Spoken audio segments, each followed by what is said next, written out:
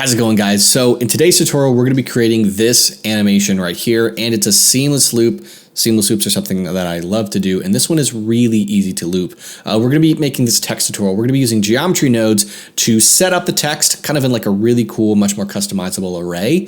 And then we're going to be using a wave texture to give it that really beautiful kind of leaping wave animation, which just makes it very unique looking. Very simple gradient material. Really simple stuff here, and some simple kind of 2-point studio lighting that's just going to make this look clean, professional, and you can use this for whatever projects you want to use it for. A lot of really cool things that you can apply to other projects. Really cool stuff here. So with that being said, we'll get into the shout out and then we'll get into the tutorial. Welcome to Real-Time Materials, a collection of customizable procedural materials compatible with Eevee and Cycles. With over 6 years of experience, I have created an add-on currently containing 240 materials across 14 surface categories. This add-on will speed up your workflow, allowing you to stay creative while maximizing your artistic output. You might be thinking, what about image textures? Image textures are easy to set up but don't give you any control. Real-time materials are loaded with custom properties, giving you the freedom to change roughness, color, and all kinds of patterns. You can change the shape of wood, the direction of cloth weave, and the size of scratches, among many other parameters. Even if you already know how to make procedural materials, imagine the time you will save if you could apply those materials in one easy click. All right, so this is going to be our finished project file by the time we finish, and all of you guys on Patreon right now, you have access to this original file if you want to follow along or just kind of start from the finish. So what I'm going to do is I'm actually going to just close that, and I'm going to open up a new Blender window so we can start from scratch. All right, so go ahead and just start with your blank document here. And what I'm going to do is go up and get some text and just put it. I can't speak. I can never speak. Put it right there. We're going to hop on over here to the right and get in this guy. And we're going to go here to the paragraph section and go from center and middle, and that's going to middle and center out our text. I'm not sure why that's not default. Maybe that's just a me thing. Who really knows? Now, font is super important. So what I'm first going to do is I'm going to hit Tab, Backspace, and then type in the same thing, but in all caps. I love all caps. Now what we need to do is go here to this font tab. Now font, in my opinion, is extremely important, and I highly recommend you do not use the Blender default font. It's practically papyrus in the graphic design world. So if you can deviate from it, deviate from it. What you can do is just go ahead and click this button here, and it's going to pull up your full catalog of fonts. Now none of the fonts I liked, which is very graphic designer of me, so I ended up just getting a new one. The one I'm using is called Organo, O-R-G-A-N-O. If you just Google Organo free font, it'll come up, and it is in fact free, and this is what we're going to be using right here. I'm actually going to go ahead and move him over here to the left, get him out of the way, and I'm going to hit the period key to center him out. Let's go here to geometry, and we're going to go ahead and extrude it. Now extrude it to whatever thickness you want your text to be. There's a lot about this tutorial that is completely unique to whatever you want to do. Here on the depth, I'm going to bring the depth up, and that's going to be 0.01. I'm going to add another 0 there and replace the 1 with a 5, so we get a much smaller bevel. So my original is now 0.005. I did not have that memorized. Now we can go ahead and jump into geometry nodes. So what I'm going to do is go to Mesh, Plane, and I'm going to hit the period key to just kind of center everything out so it's not centered on the text anymore. And up here, we're just going to go ahead and click that geometry nodes thing, and I'm going to kill this window right here. So click New, and what we're going to do is we're going to delete the input, which is that plane. We don't actually need it, and we're going to get a mesh line. Now I mentioned we're going to make kind of a custom array. This mesh line, we're going to treat it like an array. And so much like an array, see how it says a count of 10? That's how many points. Each count, so we have 1, 2, 3, 4. So we have a count of 10. So there's 10 points on this mesh line that we can slap our text on top of. So what we need to do is get an instance on points. We'll plop that right there.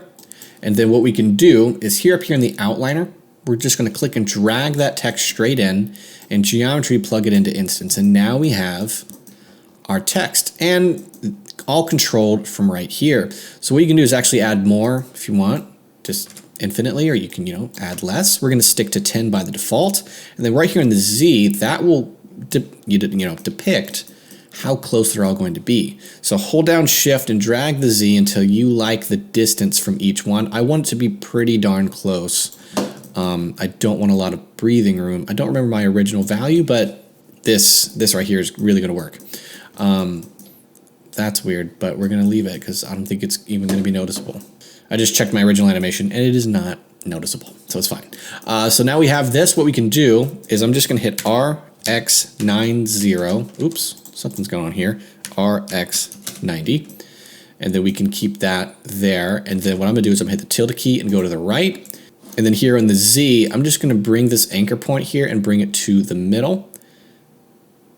Right there. And that is where I want everything to be positioned. So now if I hit R, this is all centered, and anchor point is really nice.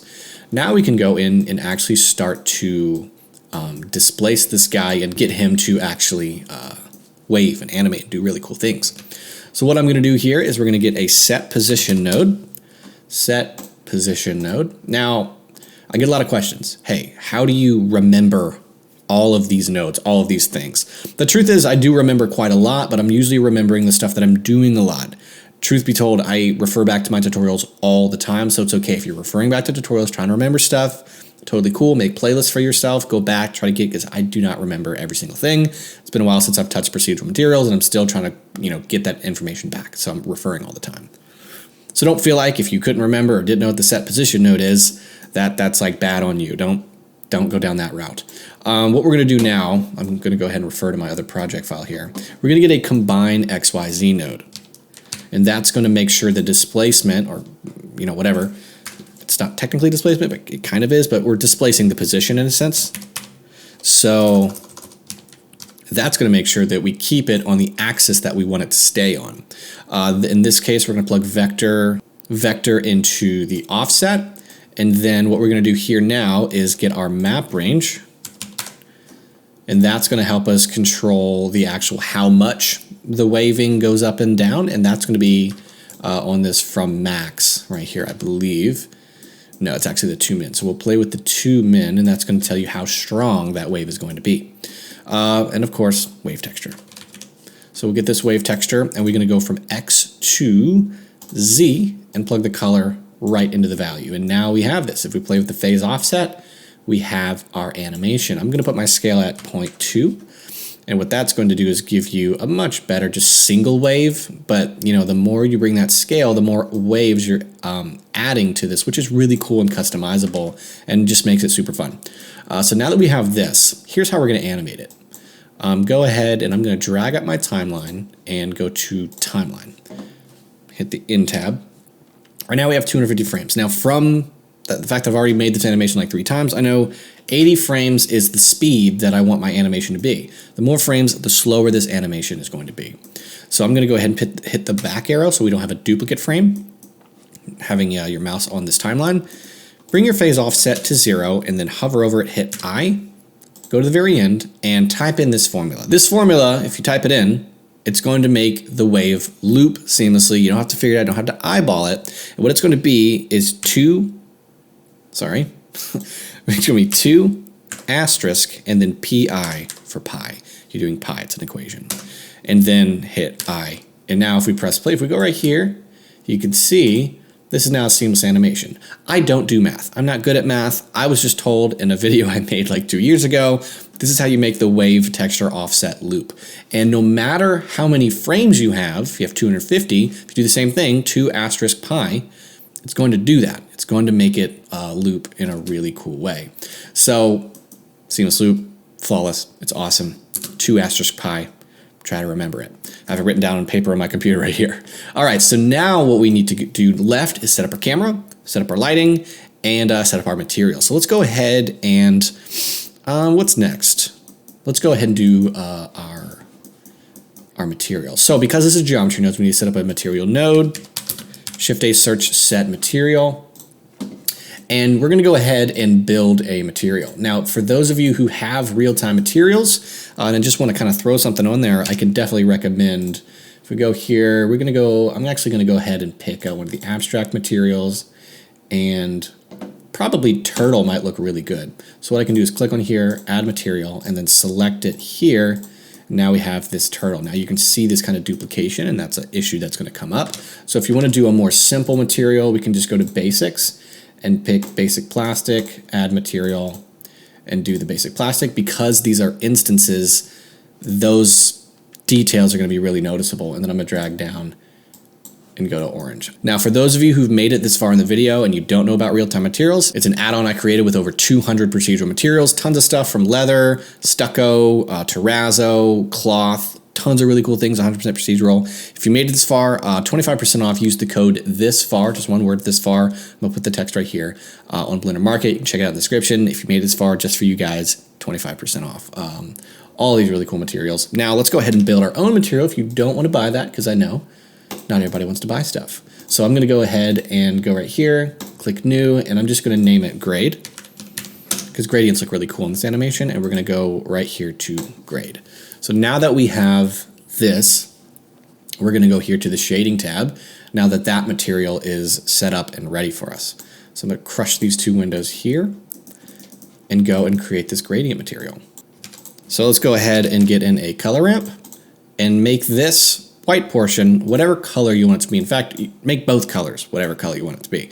And I didn't select the white portion. So we go right here, plug it there. And then we're going to go ahead and get a gradient texture right here, keep it on linear. And then if you have the Node Wrangler add-on enabled, comes with Blender by default. I'm sure you've heard about it 100 times at this point. Hit Control T and go here to Object. What you do is right here on the Y, go and click 90, and that's going to set up that gradient properly for you. And then to actually move the gradient, it's going to be on the X location. But notice this. It's a gradient. We actually crunch it in like this.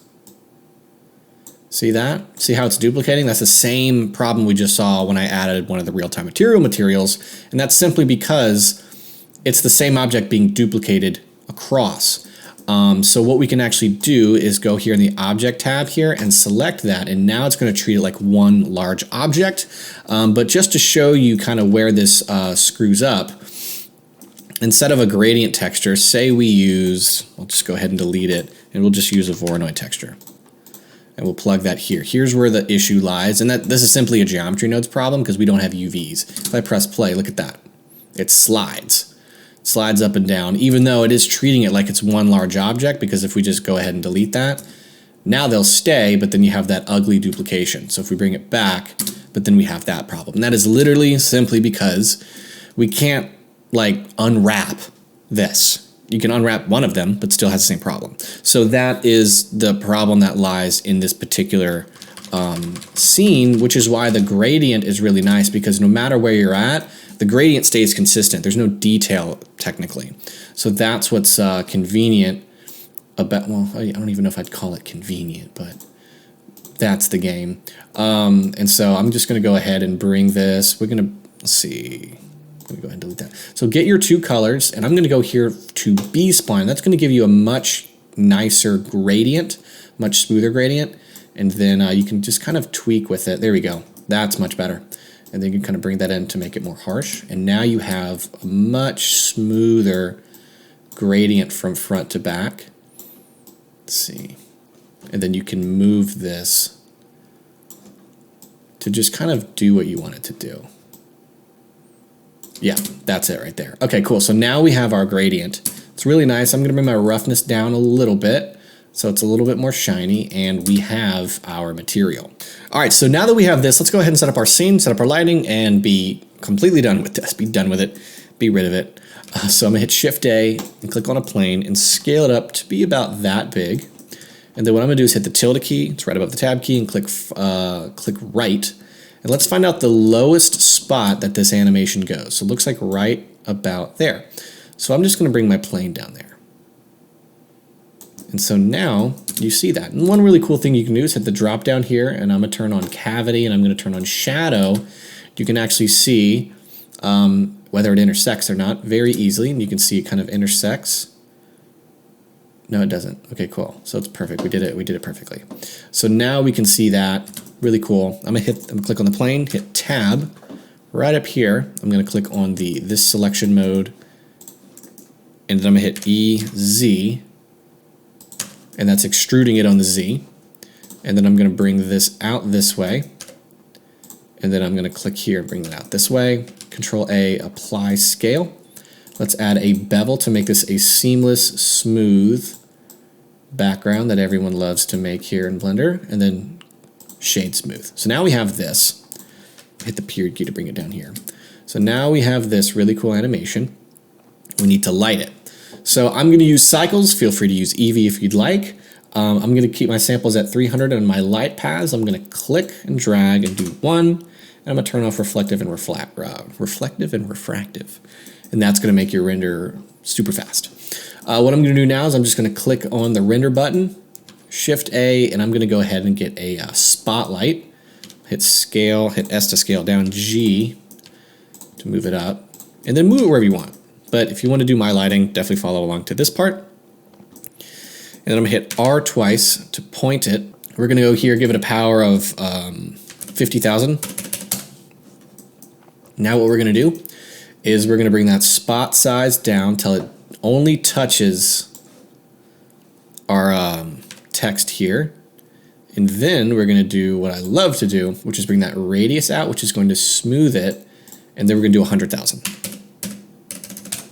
So that is our lighting for here. Maybe we'll do 2. We'll double it. All right, that's nice. And then what I can do here is we're going to go ahead and get an area light. Bring it up. Hit S to scale it. And then just kind of brighten it up to the point that you like it. Okay, so now we have this really nice looking scene. Let's go ahead and set up our camera. So it's going to be a really cool orthographic camera. Now it's going to be a really cool orthographic camera. So click on your camera here. And then I'm going to hit Control-Alt-0, and that's going to snap it to view. And I'm going to hit G middle click and bring it back. I do want it far enough back so that the orthographic camera will work properly. So right about here. Pick the way you want it. And then right here, you click on the camera and then click on the little green camera icon. It's going to bring up this lens, go from perspective to orthographic, and then bring in your orthographic scale. And then you can kind of rotate it and move it however you like. And now you have a really, really nice looking composition here. And then if I go here to the render view, you can see this just simply looks awesome. And then I'm just going to hit the render button and see how this looks without denoising.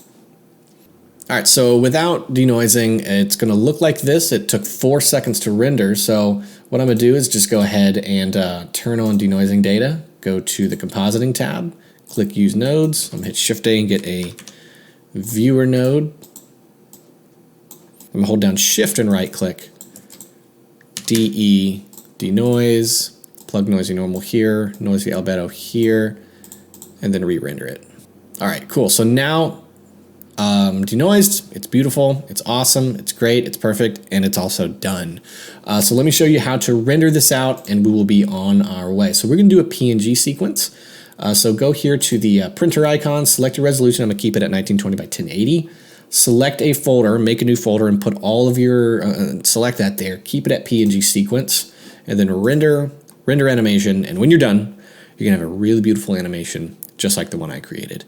So thank you guys for watching. Again, if you want to get real-time materials, use that code 25% off just for you guys in this video. I hope you learned some really cool stuff. I love this animation. I loved making it, and I'll see you guys in the next tutorial.